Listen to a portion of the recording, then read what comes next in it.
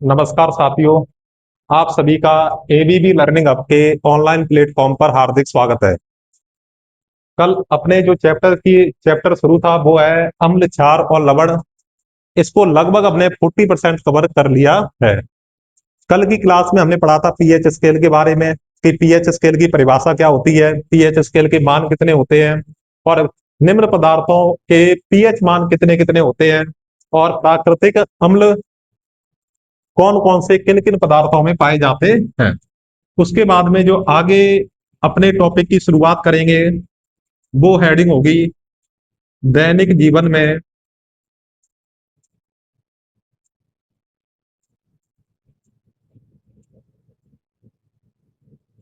दैनिक जीवन में पीएच का महत्व।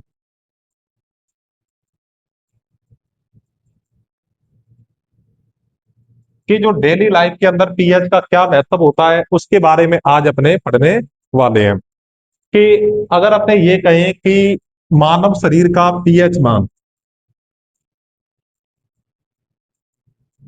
मानव शरीर का पीएच मान 7.0 से 7.8 के मध्य होता है। कि मानव के शरीर का जो पीएच मान है वो कितना होता है, 7.0 से 7.8। कल की क्लास में मैंने बताया था कि अगर पीएच स्केल के अंदर जो पीएच मान है वो 7 होगा तो उस विलयन को अपने कहते हैं उदासीन विलयन। 7 से कम होगा तो उसे कहते हैं अम्लीय विलयन और 7 से अधिक होगा तो उसको बोलेंगे क्षारीय विलयन बोलेंगे। और जो पीएच स्केल में जो पीएच का जो मान होता है वो 0 से लेके 14 तक होता है। ये सारा कुछ हम विस्तार से पिछली क्लास में कर चुके हैं तो आप पिछली क्लास को जरूर देखें। कि इसमें जो पीएच मान अगर 7 होगा तो वो उदासीन, 7 से कम, इसके 7 से कम अगर 6.9 भी हो जाता है तो उस वह कैसा हो जाएगा, अम्लीय हो जाएगा। और अपने कहां तक जाएंगे, कि अपने जाएंगे 0 तक और 0 वाला होगा वो प्रबल अम्लीय होगा। अगर मैं ये कहता हूं कि 7.0 है तो ये तो हो गया उदासीन। 7.8 7 से थोड़ा सा ज्यादा है तो 7 से अधिक है तो वो कैसा होगा, क्षारीय होगा। तो थोड़ा सा अधिक है तो इसलिए इसको बोल देंगे अपने क्या, हल्का क्षारीय बोल देंगे। तो हमारे जो पीएच मान होता है, बॉडी का पीएच मान होता है वो अम्लीय ना होकर क्या होता है, हल्का क्षारीय होता है, उदासीन और क्षारीय के मध्य का होता है। ठीक है। अब अपने जो नई हेडिंग लिखेंगे वो आप लिख लो अम्लीय वर्षा। इसमें लिखो कि जब वर्षा का पीएच मान, कि जब वर्षा का पीएच मान है वो 5.6 से कम होता है। लिखो साथ साथ में, जब वर्षा का वर्षा का पीएच मान 5.6 से कम होता है। जब कहीं बरसात हो रही हो अपनी तरफ, अगर उसका पीएच मान, हमने थोड़ा सा पानी की 2 या 3 बूंदे ली और बूंदे लेने के बाद में जब पीएच स्केल से उसका पीएच मान मापा गया तो अगर उसका पीएच मान 5.6 से कम होगा तो वो अम्लीयता की तरफ जाएगा और अम्लीय हो जाएगा। तो उसको अपने क्या बोलेंगे, अम्लीय वर्षा बोलेंगे। क्या बोलेंगे, अम्लीय वर्षा। कि जब वर्षा का पीएच मान 5.6 से कम होता है तो इस प्रकार की वर्षा को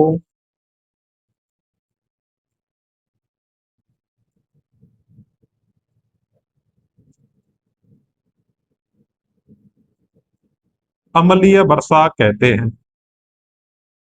इस प्रकार की वर्षा को अपने क्या बोलते हैं? अम्लीय वर्षा कहते हैं।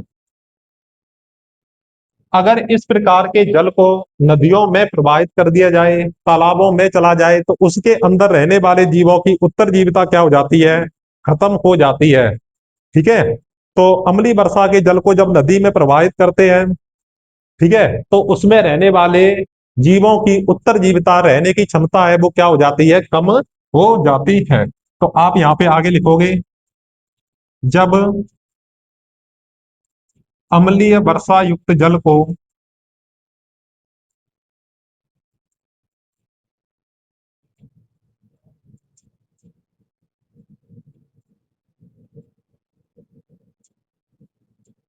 नदियों, कौमा, तालाबों में प्रवाहित कर दिया जाता है, तो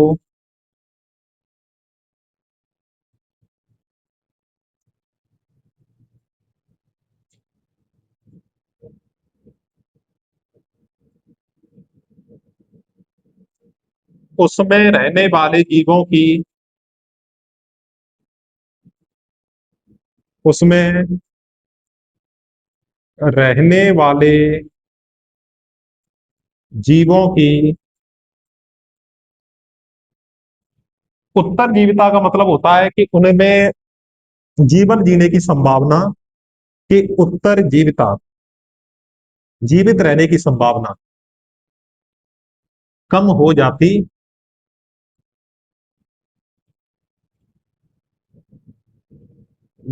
है। तो उसकी उत्तरजीविता क्या हो जाती है? कम हो जाती है। तो उस प्रकार की वर्षा को अपने क्या बोलते हैं? अम्लीय वर्षा बोलते हैं।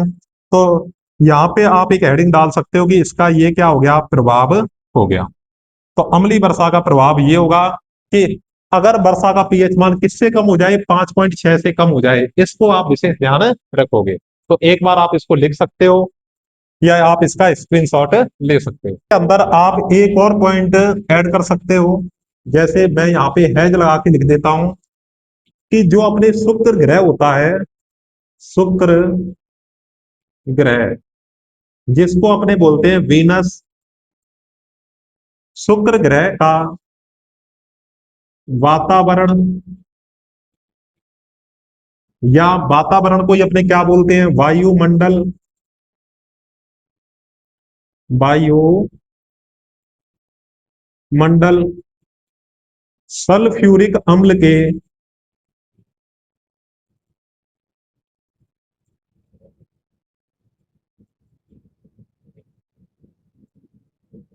मोटे पीले बादलों का, बादलों का बना होता है, बना होता है। तो ये भी आप इसमें ऐड कर लोगे। तो इसमें किसका बना होता है सर? सल्फ्यूरिक अम्ल का। तो अब शुक्र ग्रह पर क्यों नहीं रह सकते? क्योंकि मैंने आपको सल्फ्यूरिक अम्ल का जो सूत्र बताया था वो था H2SO4, और इसे अम्लों का राजा, या इसको सामान्य भाषा में क्या कहेंगे? तेजाब कहेंगे। तो वहां पर अगर वो वायुमंडल आपके शरीर के संपर्क में आता है, तो वो आपकी बॉडी को जला भी सकता है। इसलिए शुक्र ग्रह पर जीवन संभव नहीं है। तो अतः शुक्र ग्रह पर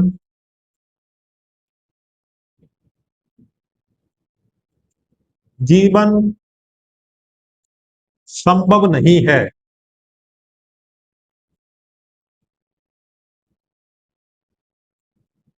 ये तो मैंने आपको वैसे जानकारी के लिए बताया है। तो आप सल्फ्यूरिक अम्ल के मोटे पीले बादलों का बना होता है। सल्फ्यूरिक अम्ल है तो सर वो तेजाब होगा। तो अतः शुक्र ग्रह पर जीवन संभव नहीं है। अब इसके अंदर अपने क्या करेंगे कि दो जो पॉइंट है ना, मेन मेन, वो आपके एग्जाम के दृष्टिकोण से काफी इंपोर्टेंट है। तो मैं इसको रफ कर देता हूं। जैसे ही मैं साइड में होता हूं, तो आप वीडियो रोककर वो जो एक्स्ट्रा कुछ लिखाया हुआ है वो आप लिख सकते हो।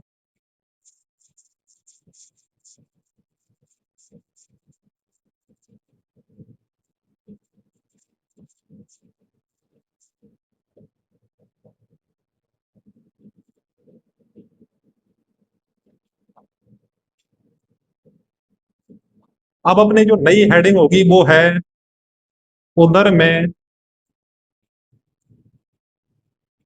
अम्लता। अगर सामान्य भाषा में देखें तो अपने जो उदर होता है उसको अपने पेट बोलते हैं, और इसी को अपने क्या बोलते हैं, स्टोमक बोलते हैं। कहते हैं ना स्टोमक, कि सर स्टोमक का मतलब क्या होता है, तो आपको मैं बता दूं, अमाशय होता है। क्या होता है? अमाशय। तो हमारा जो उदर होता है, जो हमारा पेट होता है, वो कौन सा अम्ल उत्पन्न करता है? तो जो हमारा जो उदर होगा, अमाशय होगा, वो अम्ल उत्पन्न करता है। उस अम्ल का नाम है HCl, हाइड्रो क्लोरिक अम्ल। और ये कब उत्पन्न होता है? कि जब हमारे पेट के अंदर क्या हो, अपच हो जाए। अपच को अपने क्या बोलते हैं, कि पेट में गड़बड़ होने लगे।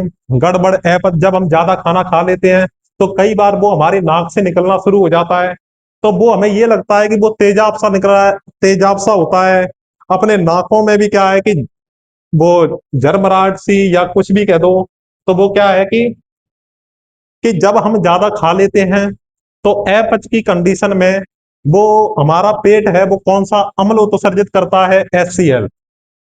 कौन सा उत्पन्न करता है? HCl, हाइड्रोक्लोरिक अम्ल उत्सर्जित करता है। इसके उपचार के लिए हमें, देखो अम्ल ज्यादा हुआ है ना, क्या ज्यादा हुआ है? अम्ल। तो इसके उपचार के लिए अम्ल का उल्टा, जैसे अम्ल को बोलते हैं अपने एसिड, और एसिड का उल्टा हो जाएगा एंटासिड। एंटे, जैसे एंटासिड हो जाएगा। तो इसके उपचार के लिए अपने क्या काम में लेते हैं? एंटासिड का प्रयोग करते हैं। और एंटासिड के रूप में क्या यूज करते हैं? तो आप लिख दोगे milk of magnesia. Milk of magnesia. और जो मिल्क ऑफ मैग्नीशिया है उसको अपने क्या बोला जाता है? तो वो होगा MgOH के पैर में दो। अब इसका नाम तो आपको खुद को पता होना चाहिए, क्योंकि ये मैं कई बार आपको करवा चुका हूं। कि Mg का मतलब क्या हो गया? मैग्नीशियम। और OH का मतलब क्या हो गया? हाइड्रोक्साइड। तो इसका नाम क्या होगा? मैग्नीशियम हाइड्रोक्साइड होगा। तो मैग्नीशियम हाइड्रोक्साइड को ही अपने क्या बोलते हैं?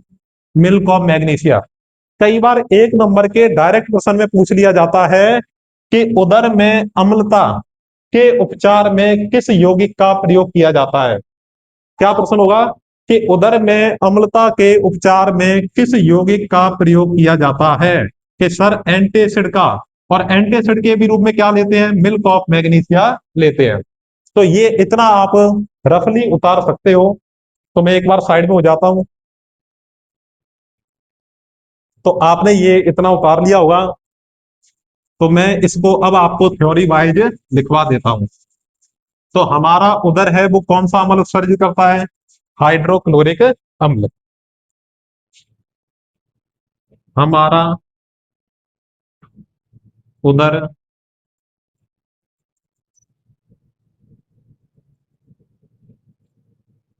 हाइड्रोक्लोरिक अम्ल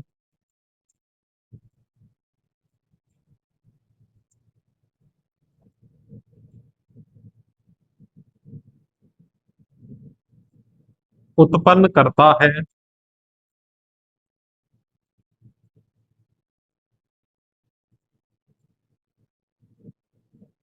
जो हमारे शरीर को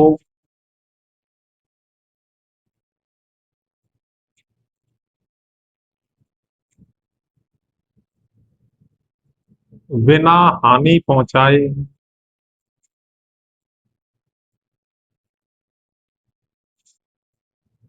बिना हानि पहुंचाए भोजन के पाचन में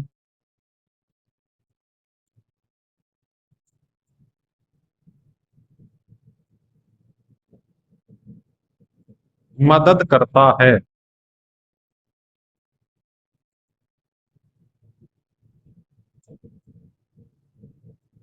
कि हमारा उदर है वो कौन सा अम्ल, हाइड्रोक्लोरिक अम्ल उत्सर्जित करता है, जो वो जो हमारे शरीर को बिना हानि पहुंचाए भोजन के पाचन में मदद करता है। जब अपच होने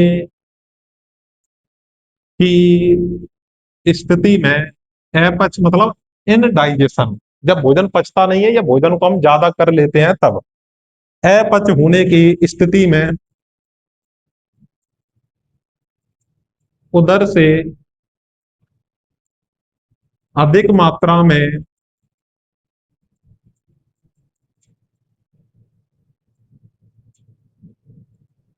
अम्ल, और अम्ल भी कौन सा, या अधिक मात्रा में हाइड्रोक्लोरिक अम्ल,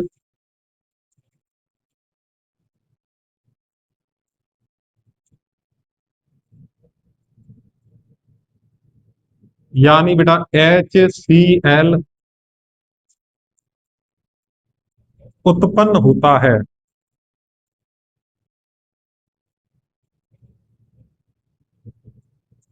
जिसके कारण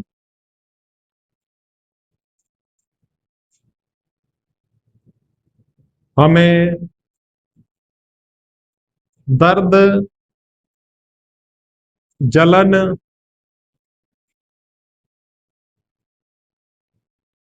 और इरिटेशन को अपने क्या बोलते हैं, कि हमें दर्द, जलन और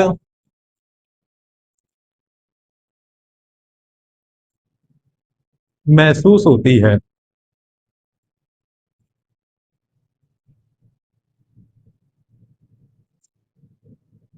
इसके उपचार के लिए, नई लाइन से लिखता हूं मैं, इसके उपचार के लिए प्रति अम्ल, प्रति अम्ल, और प्रति अम्ल को अपने क्या बोलेंगे, एंटासिड बोलेंगे। क्या बोलेंगे, एंटासिड। एंटासिड हो गया। प्रति अम्ल के रूप में मिल्क ऑफ मैग्नीशिया,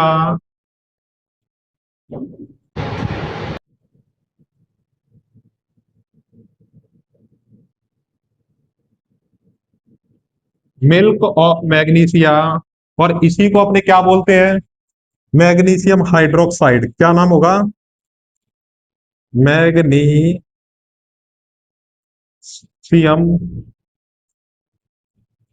हाइड्रोक्साइड,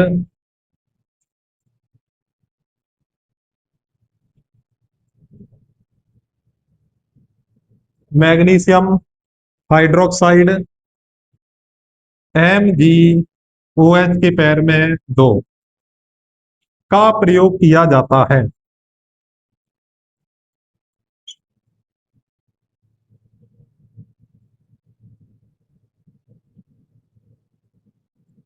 जिससे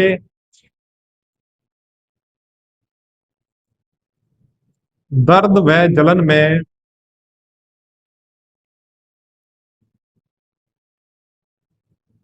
आराम आ जाता है, आ जाता है। तो सबसे पहले आपको ध्यान होना चाहिए कि हमारा पेट है या उदर है कौन सा अम्ल उत्सर्जित करता है, हाइड्रोक्लोरिक अम्ल, जो भोजन के पाचन में या शरीर को बिना हानि पहुंचाए भोजन के पाचन में मदद करता है। अपच होने की स्थिति में, क्या होने की, अपच होने की स्थिति में, जब भोजन पचता नहीं है तो होने की स्थिति में उदर से अधिक मात्रा में हाइड्रोक्लोरिक अम्ल उत्पन्न होता है, जिसके कारण हमें क्या क्या चीज होती है, दर्द है, जलन है का अनुभव होता है। और इसके बेटा उपचार के तरीके मैंने बता दिए, कि इसके उपचार के लिए प्रति अम्ल के रूप में, किसके रूप में, कि प्रति अम्ल के रूप में milk of magnesia magnesium hydroxide MgOH के पैर में दो का प्रयोग किया जाता है, जिससे दर्द और जलन में आराम आ जाता है। तो आप इसके उपचार के लिए सीधा मिल्क ऑफ मैग्नीशिया लिख सकते हो। सर ये याद रह जाएगा, बिल्कुल रहेगा। अगर इसका सूत्र याद रह जाए तो लिख सकते हो, या प्रति अम्ल भी लिख के आ सकते हो। तो एक बार आप इतने का स्क्रीनशॉट ले लें। आपने इतना लिख लिया होगा, तो मैं इसको रफ कर देता हूं। इसके बाद में अपना एक और महत्वपूर्ण टॉपिक बचता है, जिसका नाम है दंत क्षय। तो उदर में अम्लता या दंत क्षय, या तो 2 नंबर का प्रश्न आता है। अगर 2 नंबर का ना आए तो इसमें से एक आपको 1 नंबर का क्वेश्चन जरूर पूछते हैं कि उदर में अम्लता के उपचार में किस पदार्थ का प्रयोग किया जाता है, या दंत क्षय में किस पदार्थ का प्रयोग किया जाता है। उसमें क्या होगा, कई बार ये पूछ लेते हैं कि मानव शरीर के सबसे कठोर भाग का नाम बताइए, तो वो होता है दांतों का इनेमल, यानी दांतों की ऊपरी परत होती है। तो अपने टाइम को बिना वेस्ट किए हुए आगे हेडिंग डालते हैं। क्या होगी, दंत क्षय।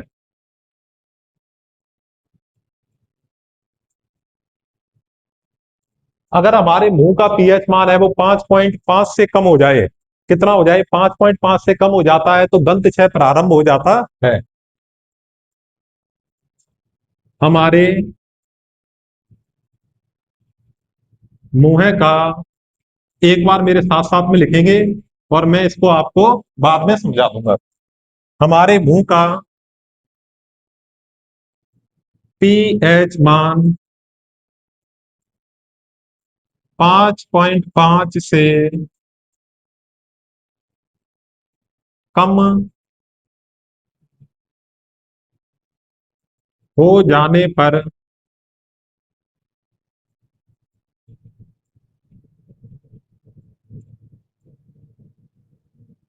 हो जाने पर दांतों का इनेमल, दांतों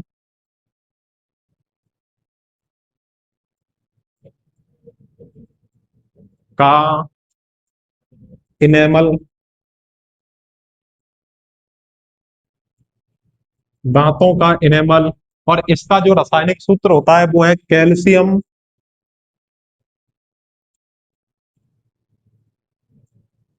हाइड्रोक्सी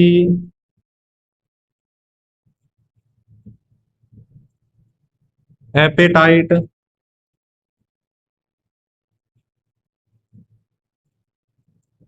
दांतों का इनेमल कैल्शियम हाइड्रोक्सी एपेटाइट संक्षारित होने लगता है।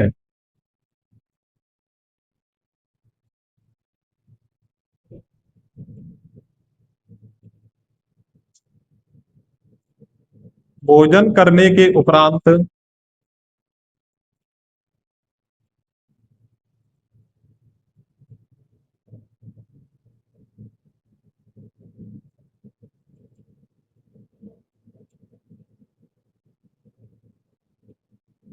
खाद्य पदार्थ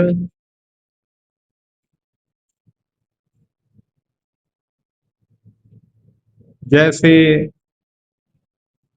शर्करा दांतों के मध्य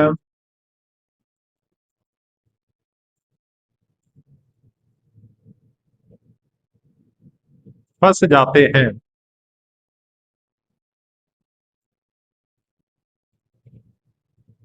तो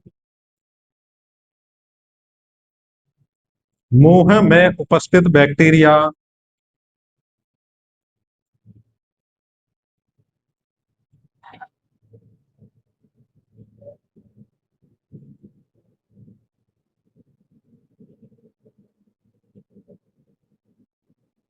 उन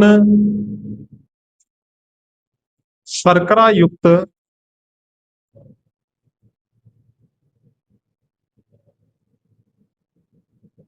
खाद्य पदार्थों से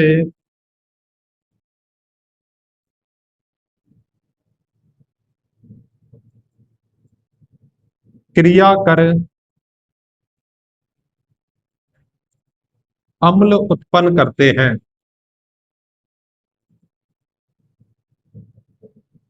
मेरे साथ साथ में आप लिखते रहोगे।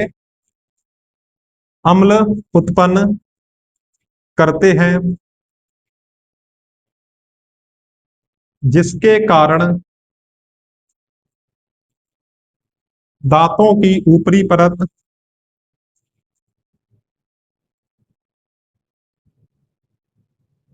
अपने बड़े विस्तार से बिल्कुल सरल भाषा में लिखेंगे। दांतों की ऊपरी परत, जिसको आपने क्या बोला था, इनेमल,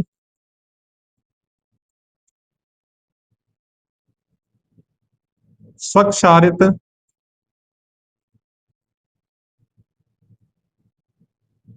या पतली होने लगती है।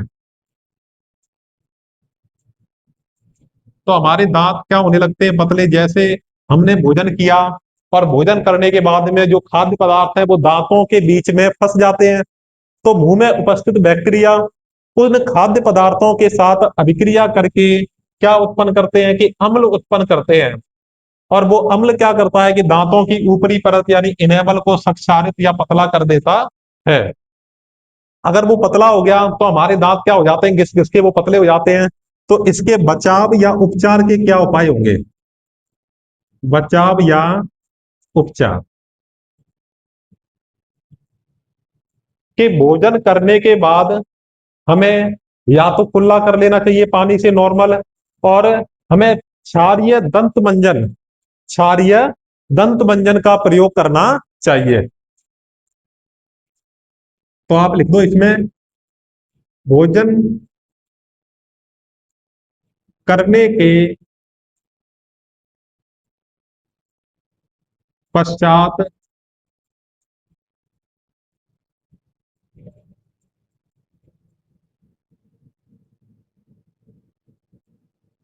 क्षारीय दंत मंजन से, क्षारीय दंत मंजन, और दंत मंजन को अपने क्या बोलते हैं, टूथपेस्ट।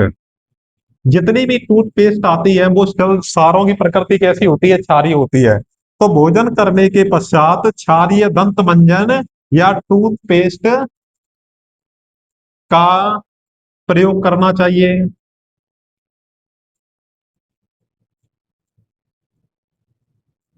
करना चाहिए। या पानी से मुंह को अच्छे प्रकार से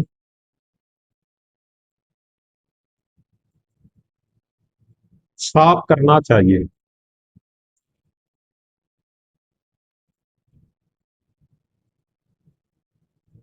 तो जैसे आप सभी को पता भी होगा कि अपने घरों में मम्मी या पापा कहते हैं कि खाना खाने के बाद में या तो आप टूथपेस्ट करो। ठीक है, टूथपेस्ट करने के लिए आपको बोलते होंगे कि शाम को टूथपेस्ट करके सोना चाहिए।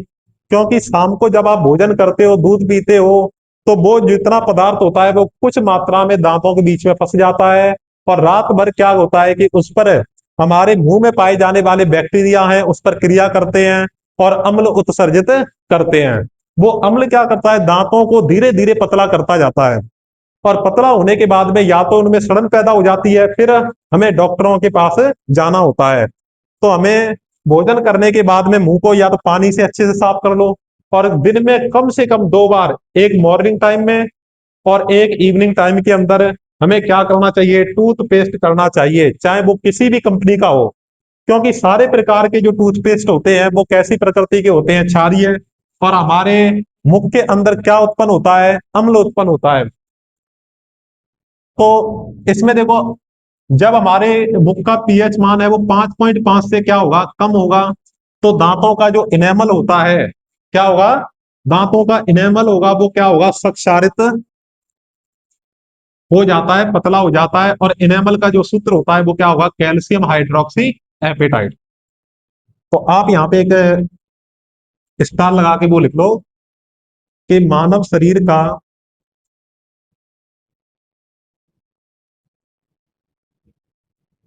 सब सर्वाधिक या सबसे अधिक कठोर पदार्थ, सब सर्वाधिक कठोर पदार्थ।